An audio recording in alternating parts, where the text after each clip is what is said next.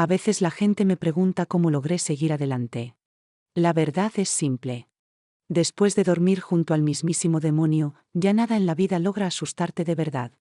Hola, mis amores. Me llamo Nadidis Herrera Silva, aunque en mi pueblo todos me conocen como la abuela Neidis.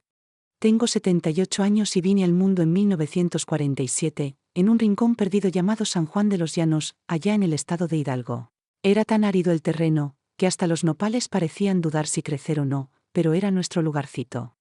Hoy quiero compartir con ustedes una historia que he llevado en silencio más de 6 décadas. Una historia que jamás se la conté a mis hijos, ni siquiera a mis nietos.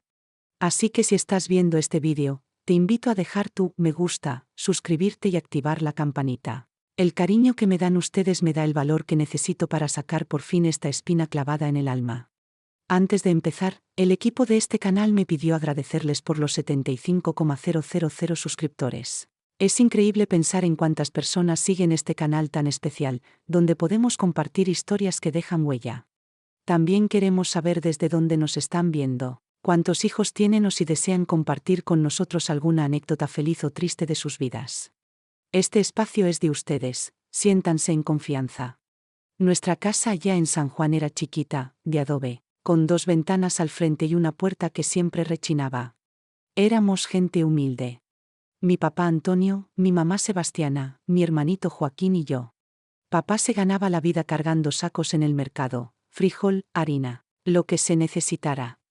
Mi mamá se desvivía lavando ropa ajena, frotando tan fuerte que sus manos se volvían rojas como chile guajillo. Hasta mis 9 años, la vida no era fácil, pero tenía cierta paz. Recuerdo a mamá cantando mientras tendía la ropa en el patio, el aroma del café de olla al amanecer, las historias que nos contaba la abuela Juanita sobre espantos y ánimas en pena cuando venía de visita. La panza no siempre estaba llena, pero el alma sí. Todo empezó a cambiar cuando mamá cayó enferma. Primero fue una tos que no la dejaba tranquila. Luego vino la fiebre, el agotamiento que no se le quitaba. Es un simple resfriado fuerte, decía ella, intentando tranquilizarnos. Pero no lo era. El doctor del pueblo fue claro: tuberculosis. Y en esa época, esa palabra sonaba como sentencia de muerte. Mandaron a mamá a un sanatorio en Pachuca. Yo tenía 10 años. Joaquín apenas 7. Nos quedamos bajo el cuidado de papá, que si bien nunca fue muy cariñoso, tampoco había sido cruel. O al menos eso creía yo en ese entonces. Las primeras semanas sin mamá, papá parecía perdido. No sabía cocinar, dejaba la ropa arrugada, la casa estaba siempre revuelta. Yo, aunque pequeña, trataba de ayudar en todo. Aprendí a hervir frijoles, a lavar las prendas más fáciles y a cuidar a Joaquín. «Eres igualita a tu mamá, Nadidis», decía papá, con una mirada que ahora entiendo, no era buena. En aquel entonces pensé que era un halago. Hoy sé que fue el inicio de la pesadilla. Una noche de tormenta, comenzó todo. Los truenos eran tan fuertes que hacían temblar las paredes de adobe. Joaquín, asustado, vino a acostarse conmigo en mi petate. Compartíamos un cuartito pequeño, mientras papá dormía en el otro, en la cama que había sido de mamá. Me desperté a medianoche con una sensación extraña. Había un peso sobre mí, un olor fuerte a pulque, una respiración pesada. Abrí los ojos en medio de la oscuridad y sentí la mano enorme de papá cubriéndome la boca. «Quédate calladita, Nadidis», susurró. «Si gritas, vas a despertar a tu hermano. No lo quiero asustar». Lo que vino después aún me hiela la sangre. Sus manos, curtidas por el trabajo en el mercado, tocaron donde no debía. Su cuerpo, pesado, me aplastaba, y yo era apenas una niña. El dolor fue tan grande, tan profundo, que ni siquiera podía llorar. Él seguía tapándome la boca. Joaquín se movió a mi lado. Por un instante pensé que dormía, pero cuando giré apenas la cabeza, vi sus ojitos abiertos, húmedos. Estaba despierto, mirando todo, congelado por el miedo, como yo. Cuando terminó, papá se acomodó la ropa y habló como si nada. «Esto se queda entre nosotros, Nadidis. Si se lo cuentas a alguien, sobre todo a tu mamá cuando regrese, nadie te va a creer. Van a decir que lo inventaste para llamar la atención, y voy a tener que mandarte con tu tía Esperanza, en Tulancingo. Nunca más vas a ver a tu hermanito, ¿eso quieres?». Negué con la cabeza. tragándome las lágrimas. No quería separarme de Joaquín. Él era lo único que me quedaba en el mundo. Papá salió del cuarto y, solo entonces, Joaquín se acercó a mí temblando. Apenas tenía 7 años, pero esa noche sus ojos parecían de un anciano. ¿Te lastimó, Nadidis?, preguntó en un susurro entrecortado. Vete a dormir, Joaquín, fue todo lo que pude decir, dándole la espalda, deseando desaparecer, morirme de vergüenza. Esa fue la primera noche. Vinieron muchas otras después. Papá empezó a beber más, a quedarse en casa, a inventar dolores para no ir a trabajar. Me duele la espalda, decía a los vecinos. Yo sabía que solo esperaba que anocheciera. Aprendí a temerle al atardecer. Mientras los niños del barrio jugaban, yo me apuraba a entrar a casa. Voy a preparar la cena, decía. Voy a cuidar a Joaquín. Pero en el fondo solo intentaba aplazar lo inevitable. Cuanto antes nos acostáramos, más pronto ocurriría lo que más temía. Joaquín se volvió mi cómplice silencioso. Nunca dijo nada, pero su mirada lo decía todo. Se pegaba a mí como si pudiera protegerme, aunque fuera más chico. A veces lloraba en la noche, y yo lo abrazaba fuerte, sin decir palabra. Lo que más me dolía no era solo lo que papá me hacía, sino que Joaquín lo supiera. No había escapatoria. Pasaron los meses y mamá seguía en el sanatorio. Sus cartas llegaban cada tanto, con letras torcidas y débiles. Los extraño mucho, decía. Estoy mejorando, pronto volveré. Yo las leía en voz alta para Joaquín, aunque a veces tenía que detenerme para no llorar. Papá, por su parte, quemaba las cartas apenas las leíamos. ¿Para qué guardarlas si ya las leíste?, decía. También me prohibió escribirle. No la molestes. Necesita descansar. Pero un día, no aguanté más. Escribí una carta a escondidas. Le conté todo a mamá. Cada cosa. Cada noche. Cada terror. La escondí entre 2 camisas y esperé a que pasara don Rogelio, el cartero, para entregársela con lágrimas en los ojos. No le digas a papá, por favor, le supliqué. Él asintió, sin hacer preguntas. 2 semanas después, todo cambió. Una tarde calurosa, papá volvió borracho, más de lo habitual. Tiró la puerta de un empujón y me miró con los ojos llenos de rabia. Me agarró del brazo con fuerza. ¿Qué le escribiste a tu madre? ¿Maldita?, gritó. Me arrastró hasta el patio, donde nos echó agua encima a Joaquín y a mí. Nos golpeó con su cinturón, gritando palabras que no entendíamos. Después me encerró en el gallinero, sola, sin comida ni agua.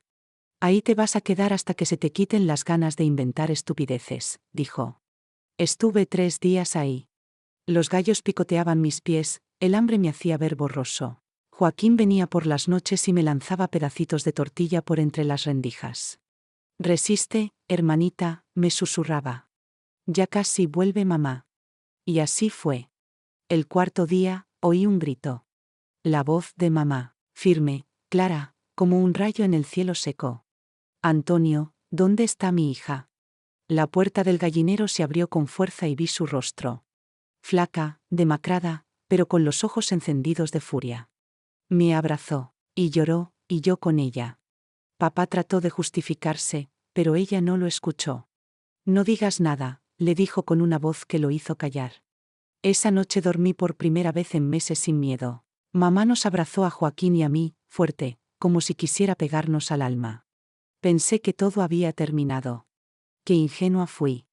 Al día siguiente, mamá fue a ver al cura del pueblo. Don Fermín, un hombre severo y callado, escuchó su relato sin levantar la mirada. Al final, solo dijo: Dios nos pone pruebas, hija. Pero hay caminos para proteger a los inocentes. Esa misma tarde, regresó con una monja, hermana Clarisa. Tenía la cara blanca como cera y olía a eucalipto. Le habló bajito a mamá, luego me miró con una sonrisa triste. Vendrás con nosotras por un tiempo, hija. Estarás segura. Yo no entendía. No quería separarme de Joaquín, menos ahora que mamá estaba en casa. Pero ella me explicó que era lo mejor, que el convento me cuidaría, que estaría a salvo. Lloré tanto que se me secaron los ojos. Joaquín gritó que no me llevaran, que él también quería ir. Pero no era decisión nuestra. Tenía 11 años. Esa misma noche, sin maleta ni despedida, partí con la hermana Clarisa hacia el convento de las Hermanas de la Misericordia. Quedaba a 2 horas de San Juan, por caminos de tierra y polvo. El lugar era enorme, silencioso, con muros grises y un portón que rechinaba al cerrarse. Me sentí como prisionera desde el primer momento.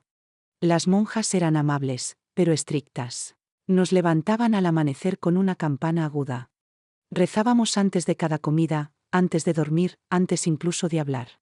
Las otras niñas eran como yo, calladas, flacas, con la mirada perdida. No hacíamos preguntas. Solo obedecíamos. Dormíamos en camitas de madera, con mantas ásperas. Comíamos en silencio. Lavábamos los baños, los pisos, los patios. Yo pensaba todo el tiempo en mamá y Joaquín.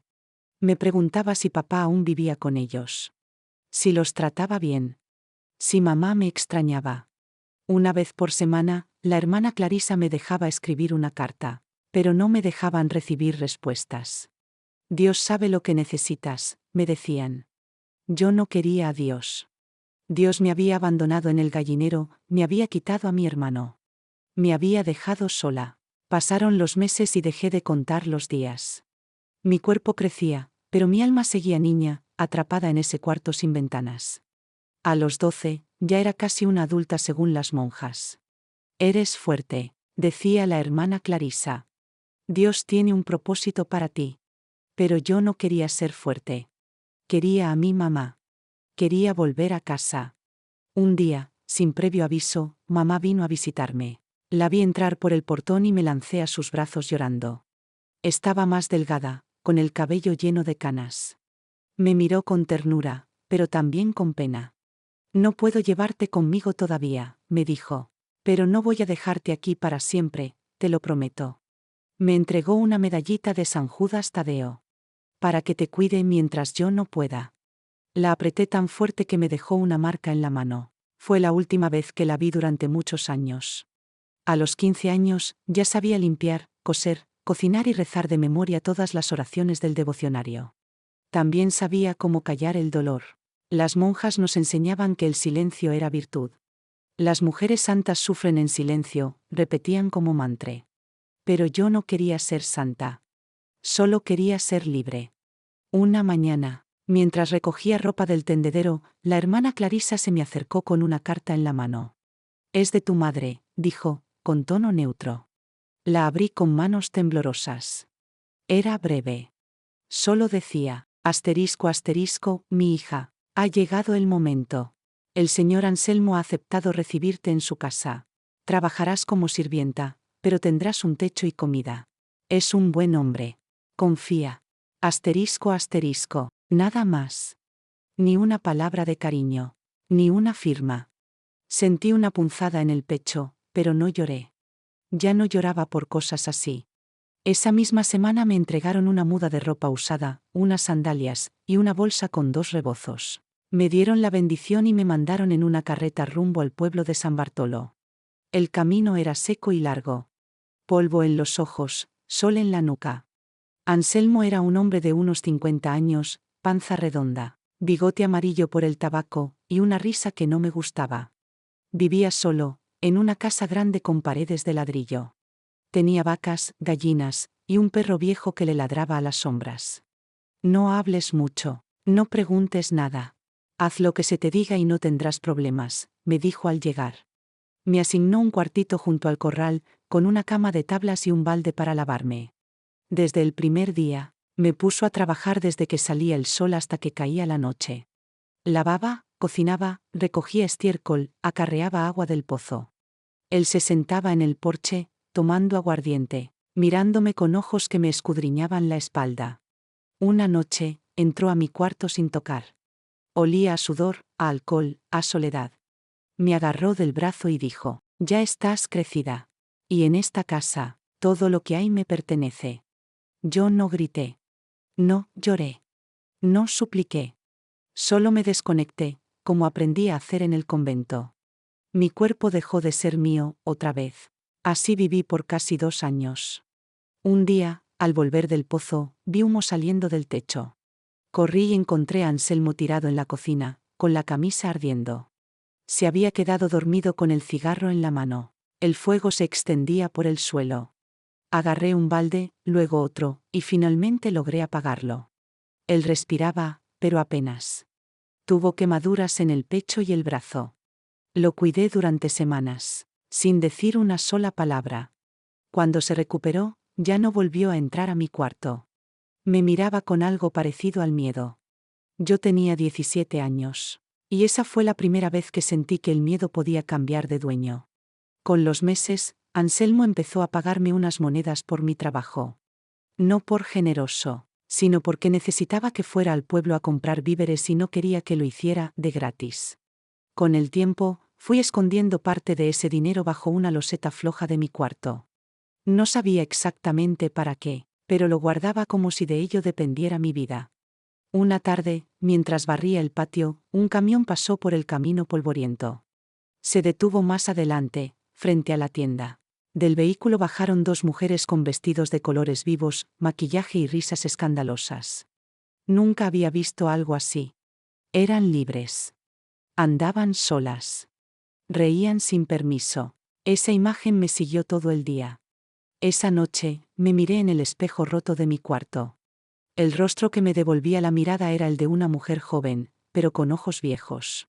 Tomé la decisión sin pensarlo dos veces. Al amanecer siguiente, empaqué mis pocas cosas.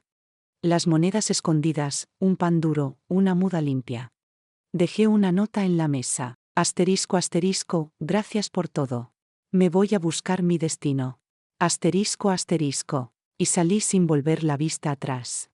Caminé hasta el cruce donde a veces pasaban camiones que iban a la capital. Esperé horas, bajo el sol, con los pies llenos de polvo. Finalmente, uno se detuvo. Era un camión de carga, lleno de sandías. El conductor, un hombre gordo de sonrisa fácil, me preguntó: ¿A dónde vas, muchacha? No lo sé. Tan lejos como usted quiera llevarme, respondí. Subí a la parte de atrás, entre las sandías, sintiendo por primera vez una brisa de libertad. El camión me dejó a las afueras de Ciudad de México. Jamás había visto tanta gente, tantos edificios, tanto ruido. Me sentí hormiga entre gigantes. Pero también, por primera vez en mi vida, invisible. Nadie me conocía. Nadie sabía mi historia. Podía inventarme una nueva. Caminé durante horas buscando algo, lo que fuera. Dormí en una banca del parque, con la bolsa como almohada y el rebozo cubriéndome del frío. Al día siguiente, entré a una fonda y pedí trabajo. La dueña, una señora regordeta llamada Doña Martita, me miró de arriba abajo y dijo: ¿Sabes cocinar arroz sin que se bata? Sí. Entonces entra. El del turno de la tarde se fue sin avisar. Y así comenzó mi nueva vida. Entre vapores de cocina, mandiles manchados y platos sucios, volví a sentirme útil. No feliz, pero viva. Cada día, después del cierre, me quedaba sola fregando las ollas grandes, con los brazos adoloridos pero la mente tranquila. Ya nadie me tocaba sin permiso. Ya nadie me decía cuándo dormir, cuándo callar, cuándo rezar.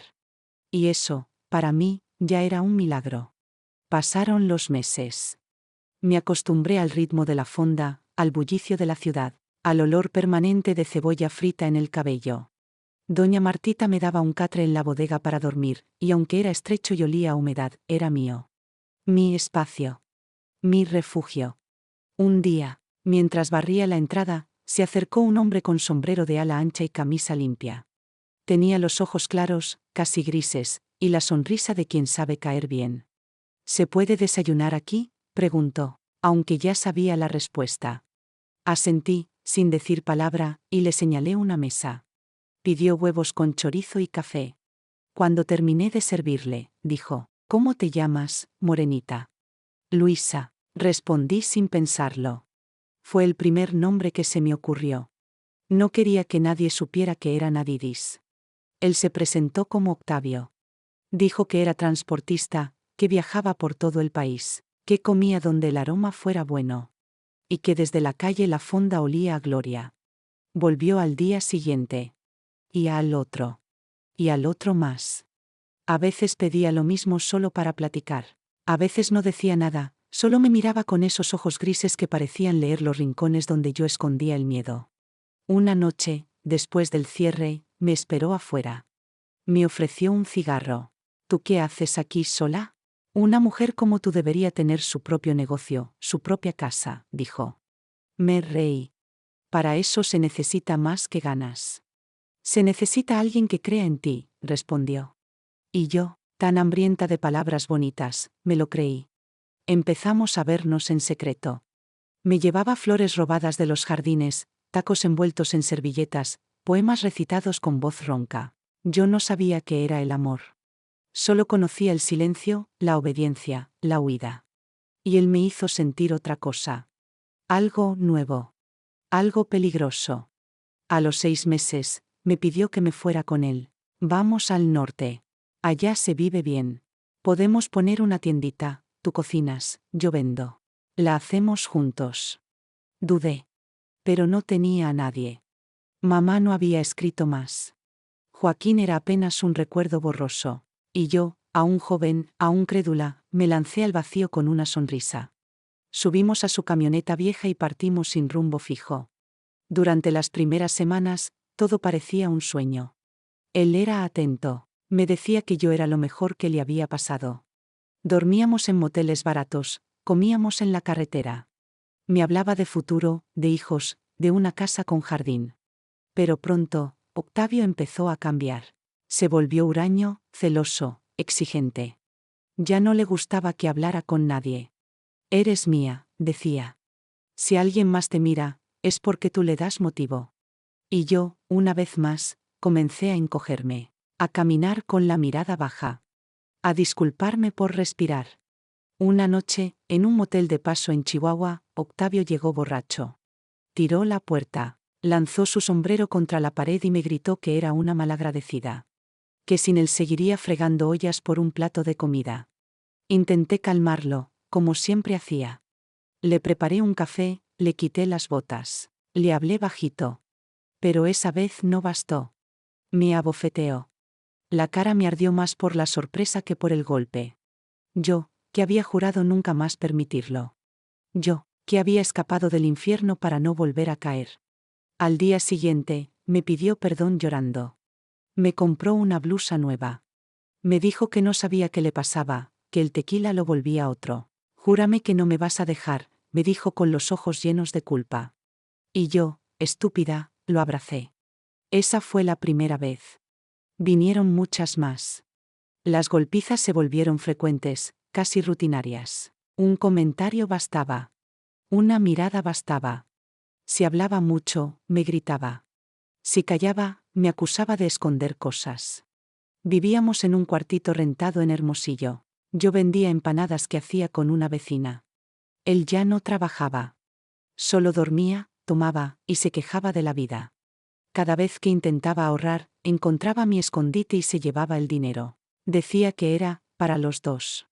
Yo sabía que era para sus borracheras. Un día, descubrí que tenía otra mujer en el pueblo. No una, sino dos. Una joven, otra mayor. Con ambas les contaba las mismas mentiras.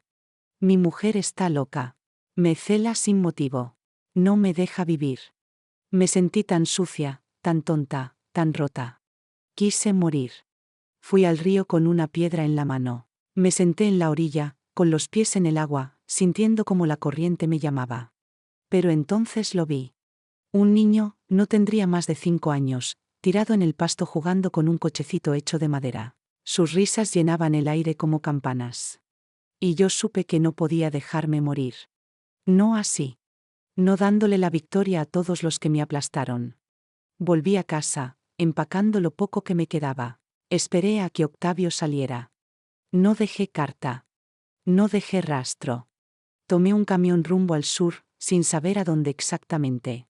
Solo sabía que tenía que seguir viva. Y que esta vez, no me detendría por nadie.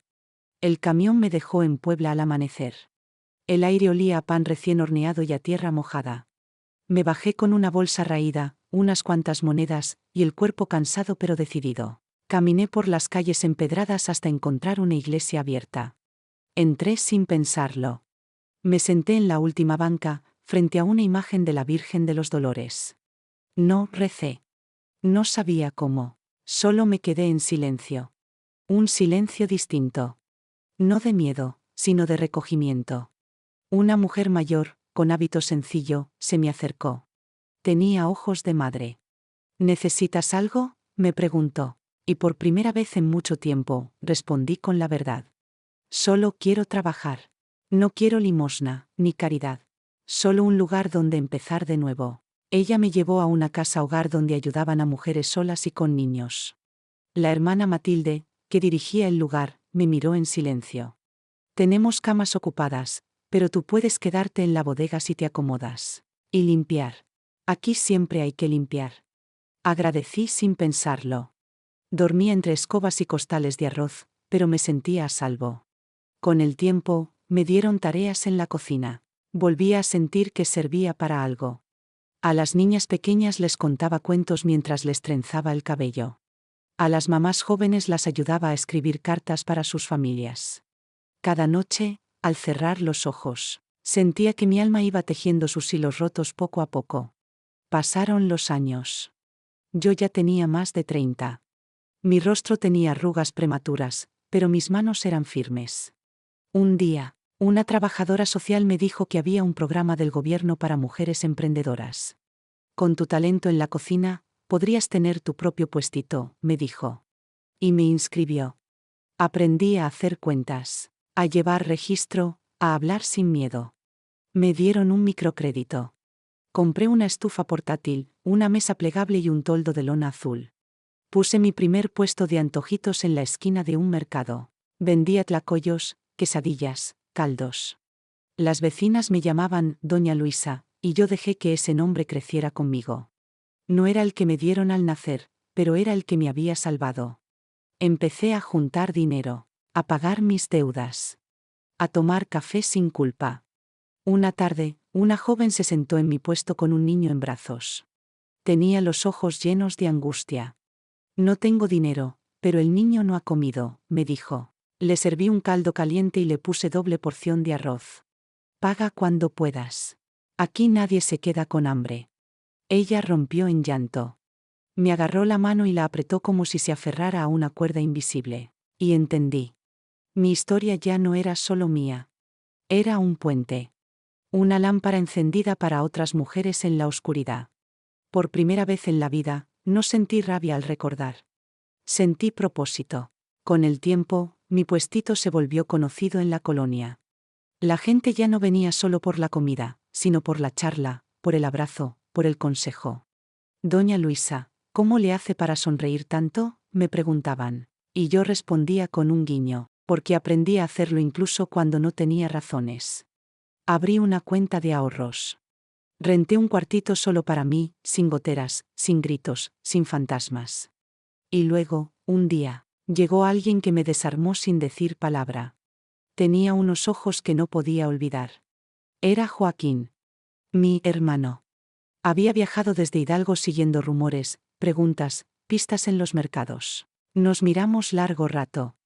Él ya era un hombre, yo una mujer que cargaba medio siglo de historia en el cuerpo. Pero nos reconocimos al instante. Lloramos sin vergüenza, sin miedo. Nos contamos nuestras vidas con pausas largas, como quien desentierra huesos. Mamá había muerto hacía años, sin saber si yo estaba viva o muerta. Papá también había muerto, solo y olvidado, en un hospital público. Te busqué por todos lados, Nadidis, me dijo. Pero nadie sabía de ti. Le tomé la mano y respondí, porque ya no era yo. Me convertí en otra para sobrevivir. Desde entonces, nos vimos cada mes. Cocinábamos juntos. Hablábamos de la infancia sin quedarnos atrapados en ella. Él me devolvió parte de lo que creía perdido. Los domingos, los niños del barrio venían a mi casa a escuchar cuentos. Les contaba historias de dragones, de montañas mágicas, de brujas buenas. Nunca les conté la mía. Hasta ahora. Hoy tengo 78 años. Y he vivido muchas vidas en una sola. Fui hija, hermana, presa, sombra, madre de muchas sin haber parido a ninguna. Fui víctima. Fui sobreviviente. Y ahora, por fin, soy libre. Por eso, si tú que me estás viendo pasaste algo parecido, quiero que sepas algo. Asterisco asterisco no fue tu culpa, asterisco asterisco. No te lo buscaste. No lo merecías. Y aunque el mundo te haya callado, tu voz sigue viva. Cuídala. Ámala. Sánala. Porque algún día, alguien como tú, va a necesitar escucharla. Y entonces tú serás la lámpara en medio de su noche. Gracias por quedarte hasta el final. Si mi historia te tocó, compártela. No por mí, sino por las que aún están atrapadas. Porque contarla es romper el silencio. Y cada silencio roto es una vida que vuelve a empezar.